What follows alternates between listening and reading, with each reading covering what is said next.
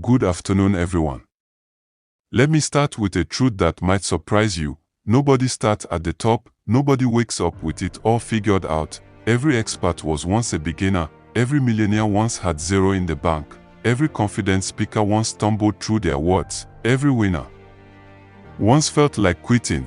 But you know what made the difference? They started, even when it felt small, even when it didn't feel perfect, even when they were scared out of their mind. And if there's one message I want you to take from this talk today, it's this: you don't have to be great to start, but you do have to start to be great. The myth of having it all figured out. We live in a world that glorifies big starts. You see someone launch a company, drop a hit song, go viral, and it looks like magic. It feels like they just showed up one day and conquered everything.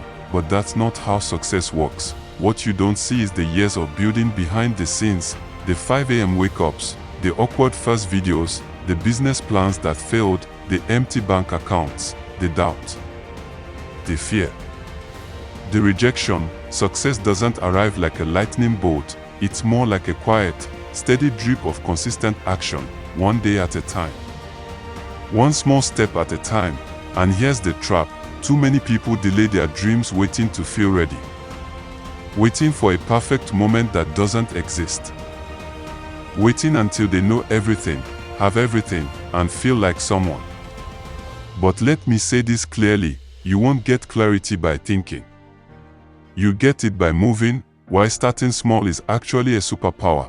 People underestimate small starts. They think if it's not big, loud, and impressive, it's not worth doing. But small starts are powerful because they're manageable. You can take action without being overwhelmed. They are flexible. You can test, tweak, and improve without fear. They are humble. You learn more when you're not trying to impress. They build character. When you work without applause, you grow strength inside. Let me give you an example. Imagine planting a seed. You don't expect a tree tomorrow, right? But you water it anyway. You protect it. You nurture it because you know what it can become, even if it doesn't look like much yet. Your dream is the same. It might be tiny today, but if you feed it daily, it can grow into something massive. Stories of small beginnings. Let's talk about some people you probably know, but maybe not how they started. Oprah Winfrey was fired from her first TV job and told she was unfit for television. She started small, hosting a tiny talk show in Chicago, and it became a global empire. Walt Disney was rejected by dozens of newspapers who said he had no imagination. He was broke and even slept in his office. Before building the Disney empire one cartoon at a time, Jeff Bezos started Amazon in his garage, not with $1 billion budget, but with boxes, books, and belief. You might be at your day one right now, and that's beautiful, because it means you're standing at the beginning of something meaningful. And beginnings, they don't have to be perfect, they just have to be real. Common excuses that kill dreams. Now, let's be honest, there are a few excuses that stop people from starting. Let's break them down and destroy them one by one. I don't have enough money. You don't need money to start building your mindset. You don't need money to be consistent, to learn, to show up daily. Resources are important, but resourcefulness is greater. I don't know enough. Good. Because if you did, you'd probably overthink it. Start as a student. Stay humble. Learn along the way. Experience is the best education. I'm not ready. No one feels ready the first time. Confidence doesn't come before action. It's born from it. What if I fail? Because failure isn't the opposite of success. It's part of it. Every failure teaches you what works and what doesn't. What happens when you start small? So what actually happens when you start? Something amazing. 1. You gain momentum. Even tiny progress builds energy. You stop sitting. You start moving. That momentum becomes confidence. 2. You learn faster.